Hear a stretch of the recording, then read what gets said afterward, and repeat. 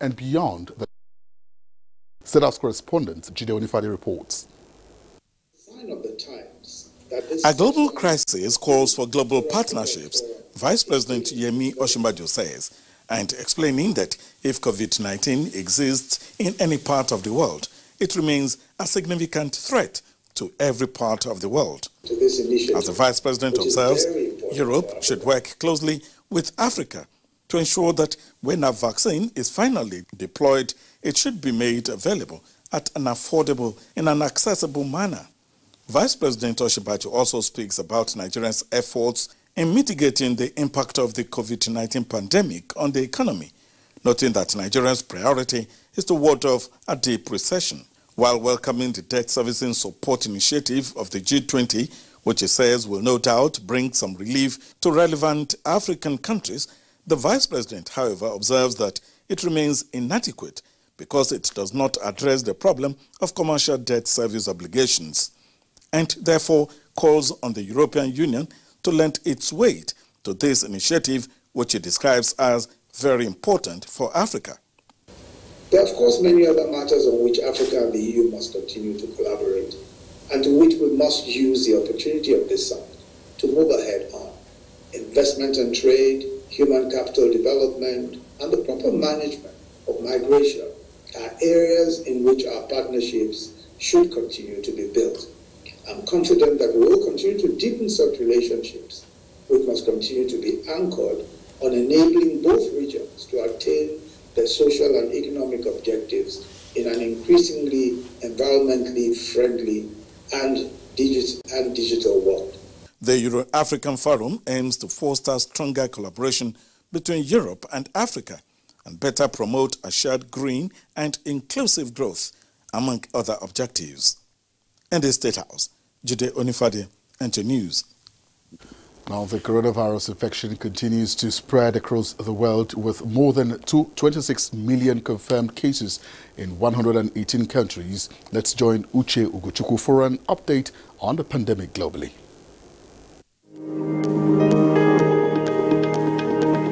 Cases of coronavirus continues to surge in many countries. Some that had apparent success in suppressing initial outbreaks have seen infections rise again. Slovakia Saturday reported a spike of 226 cases, the biggest one-day rise in the Central European country since the start of the pandemic. The jump comes as neighbors in the region have also recorded rises in virus cases after the summer holidays and as students return to school. Similarly, the Czech Republic confirmed 798 new cases, which is its biggest daily rise so far, while Hungary reported a record 510 new cases. The global figure is now 26,917,743, with 881,897 deaths, according to the Worldometer coronavirus dashboard as at 6 p.m. local time.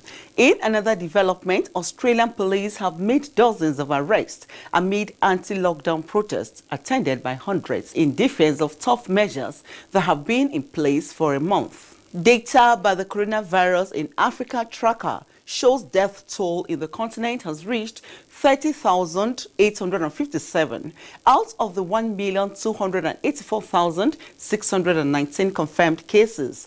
Nigeria accounts for 54,743 confirmed cases, from which 42,816 have recovered. The Nigeria Center for Disease Control Friday confirmed 156 new cases of COVID-19. That's the global update on the coronavirus pandemic. I am Uche Ugochukwu.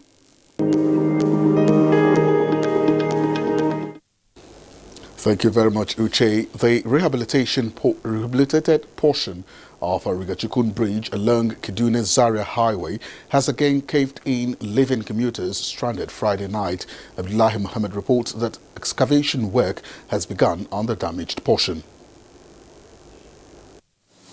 Couple of hours after the reopening of the Rigachukun Bridge, upon completion of remedial work, there was heavy rainfall yesterday, and that transition base once again caved in. Contractors are pointing to another hole that is on the other bridge, which is the alternative bridge that is being used by traffic right now, that is responsible for allowing water to flow into it and to the other transition bays which caved. Yesterday, thousands of commuters were stranded here as a result of impatience. I've spoken to the traffic managers. They told me that they've been able to diffuse that traffic at about 1 a.m. There is a diversion, a detour, so that other people will be diverted to follow the other lane. And as you can see, we are still on it.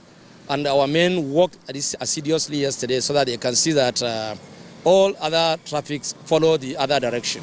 With our ears on ground, we got the wind of a traffic standstill at Kao, Kaduna, which is a major confluence of vehicles from across the country. So we hit the road on a bike. Majority of those caught in the traffic mess were the articulated vehicles.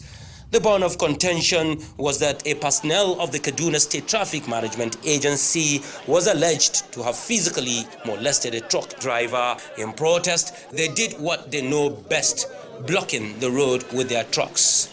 And the consequences were colossal. After hours of persuasion, they heeded. But commuters are not happy with their mode of protest. I don't think they should go to that length. I think they should be humane. As much as they think about themselves, they should think about the other members of the society. I didn't know, I just came in and look at what I went through. I spent almost about 2 hours now before I get down to NTA. I had to trek on foot. This is not the first time the truck drivers have protested in this manner, and observers say the authorities must act fast to put an end to this form of protest, which puts thousands in a difficult situation. In Kaduna, Abdullahi Muhammad, NTA News. Office of the Surveyor General of the Federation and Office of State Surveyor General should provide information and products that will aid the achievement of sustainable development goals. Haman Jabani reports that this was part of the 10-point communique issued at the end of a 2020 virtual survey coordination conference with the theme Geospatial Information, Achievement of SDGs and Good Governance. The communique indicated that surveyors are not involved in research to identify socio-economic challenges, and the Office of State Surveyor Generals yet to be upgraded to extra-ministerial status to layers with the ones that are already extra-ministerial, and the Office of the Surveyor General of the Federation for directives. There is need to be able to improve or to review some of this curriculum, to be able to address the need and the challenges of geospatial information in our current environment, as to which that can really address the problem we are having in the environment. Essentially, geospatial information should make governance easier. Essentially, geospatial information should actually advance development. Essentially, geospatial information should help decision maker to take good decisions, because geospatial information is an evidence-based support system that, when properly produced by well-trained and proper people, then you can now have accurate geospatial information in the correct quantity, format, and quality.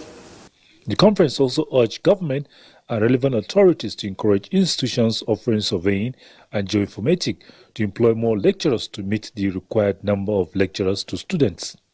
Haman Jabani, NTA News. Now, the first commercial aircraft has arrived at the international wing of the Murtala Muhammed Airport in Lagos. It is a Middle East airline with most passengers from the region.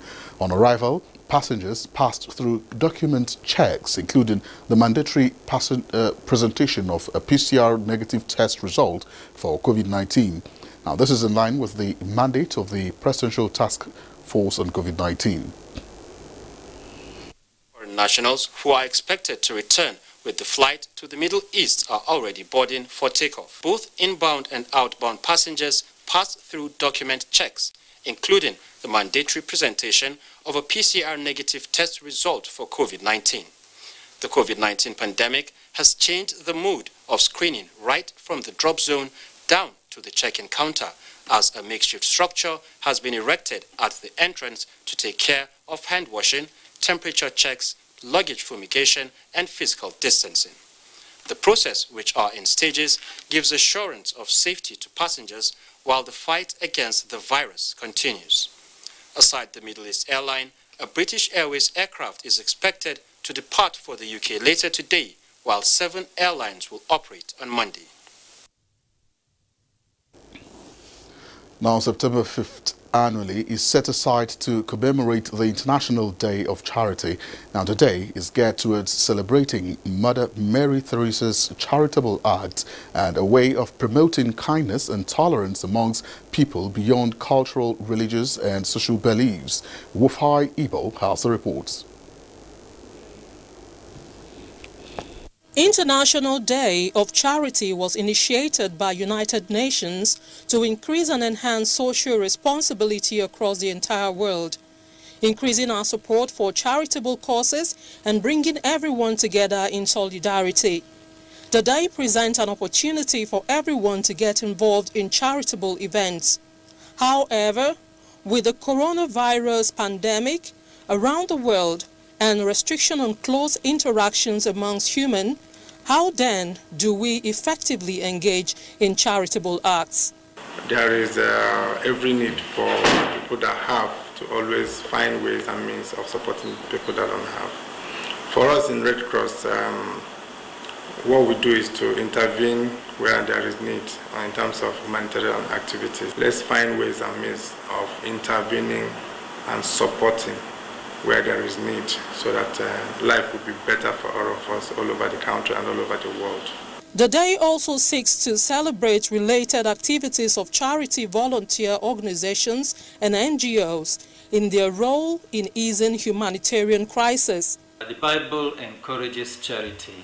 The sheep are those who attended to those in need. He said, I was hungry, you gave me food, I was sick, you visited me, I was in prison, you attended to me. He said, as long as you did it to one of these, you did it to me. No matter how little it is, try and give out. Because as you said, Islamically, the Prophet has taught us in so many hadith, as a Muslim, try to give out, because it's a way of kind of avoiding so many evil elements around you. Be reminded that simple acts of charity also helps build psychological well-being in human beings. Wafai Ibo, NTA News. Now, vultures may not be the most attractive birds, but they are celebrated annually as very important animals on Earth. Rather unusual, you may say, but vultures happen to be cleaning agents needed for the balance of the ecosystem. Onengia Fiveface reports on how these birds help our planet. In the words of Roger Tory Peterson, vultures are homely, but they clean up all the garbage, and that's good. Known commonly as scavengers, vultures feed on carcasses and clean up messes that humans would not dare to touch. The sight of vultures hovering in the sky often means one thing: there is a carcass around. They are feared, sometimes despised and dreaded, and in some climes, their existence is shrouded in superstitions. Some persons believe that the presence of a vulture around you is an indication that somebody will die. That vultures are harbingers of death. Yet others believe that the body parts of vultures are good for ritual purposes. Ironically, these rarely admired birds are seen by environmental scientists as nature's garbage disposers that keep the environment clean by devouring carcasses, a vital role needed for the health and balance of the ecosystem. It's very useful to the environment in terms of what it does as a scavenger and its role in the food chain as the clearinghouse for the garbage or rubbish that we have in the environment and in nature, so that no dead animal is allowed to cause problems by polluting the environment further, because vultures will naturally take care of dead animals. To conserve vulture population, raise awareness and educate the public about the ecological importance of this species, the first Saturday of September is set aside as International Vulture Awareness Day. Without these vultures, we will have an outbreak of a lot of diseases. So despite the fact that some persons don't like vultures, the fact is that as humans, we need vultures. The day was first observed in September 2009 in South Africa and the United Kingdom. In Abuja, Onengiye Fineface, NTA News. All right, as you're watching the news on NTA International, we'll be right back after the break. Stay with us.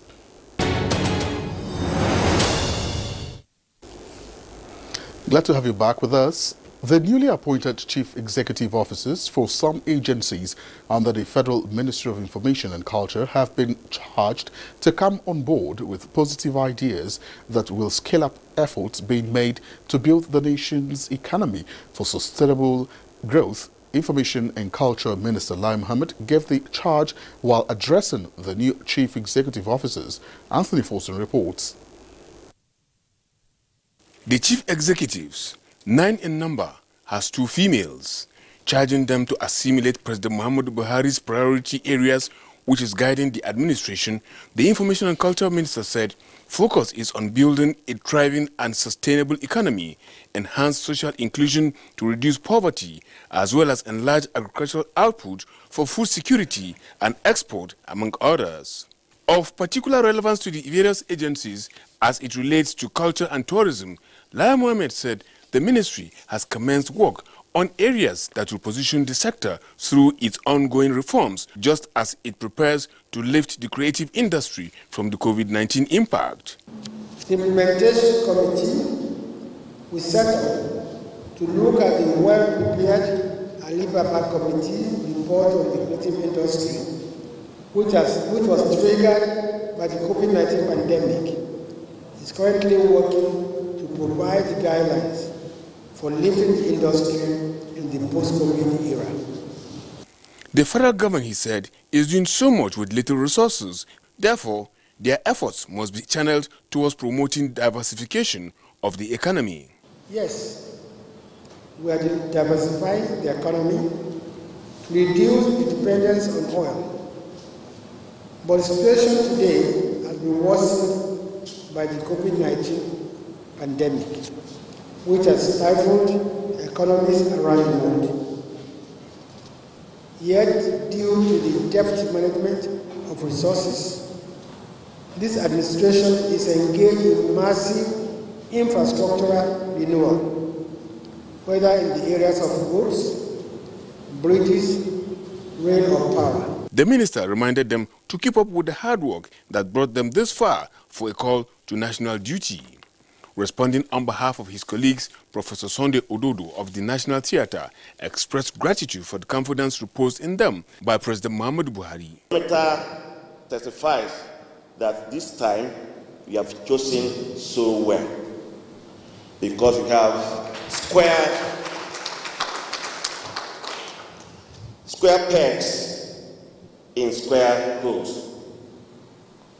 The expectation is so high, and we cannot afford to fail you, sir. Their appointments took effect from the 1st of September. In Abuja, Anthony Forson, NTA News. And the Director General, National Council for Arts and Culture, Olusegun Roshawe, has called on key players in the culture and tourism sector to work towards delivering a solid destination in Nigeria. The DG made the call while inaugurating the Creative Industry Post-COVID-19 Initiative Implementation Subcommittee in Abuja. Olinaya Kaloka reports that the committees are made up of 13 subcommittees. At the virtual inauguration, the Director General National Council for Arts and Culture, Olusegun Roshawe, called on members of the committee to look at the impacts of the pandemic to the industry and provide solutions on how to move the sector forward. Whatever government wants to do, we have involved every sector player. All these people have suffered a major setback during COVID-19. How best can we help them? This help could come from government but never get to them. But this time, under my leadership, it will get to the right people. To articulate the challenges, a document by the council was presented to the members of the committee. They are going to show us how many staff, how many people that they employ. Is there the numerical strength, the challenges and way forward? Everything is straightforward, short and long term. So that as frontliners, we were also badly affected. And I know that because of the effect of COVID, most media houses no longer pay salary. Some pay half salary. Members of the committee, drawn from the hospitality and tourism subsector, creative arts and media, are expected to submit their reports in the next 7 weeks. Oyinna Kalu Oka, NTA News. And more on politics now, as the All Progressives Congress APC has flagged off its governorship campaign for the October 10 election in Akure. At the rally attended by a number of APC governors, the party's governorship candidate and incumbent governor of the state, Oluwarotimi Akeredolu, while receiving the party's flag, said his mission is to consolidate on the positive transformation on the state. Abiola Ario reports. It was a gathering that brought together political bigwigs in the party from across the country who came to affirm their support for the re-election bid of the incumbent governor, Oluwarotimi Akeredolu. Presenting the party's flag to the candidates, the chairman APC Caretaker Committee, who is also the governor of Yobe State, Mai Malabuni, urged the people of the state to make the right choice by re-electing Akeredolu, saying his achievements are testimonies of his good works. APC is united, is stronger, and we have the cohesion and the support to win this election peacefully. Governor Akeredolu said he is determined to transform the state to an enviable height if given the opportunity. If you are looking for evidence of commitment to an ideology of progressive governance, you need not go any further than what is already showing itself here in Ondo State. I want to say to you that Ondo State is receiving how much governance. Ondo State is receiving a progressive man that has brought about development. The national leader of the party, Bola Tinubu, was also in Akure, where he met with traditional rulers from across the state who came to reaffirm their support for the re-election aspiration of Governor Akeredolu in Akure. Abiola Ario, NTA News.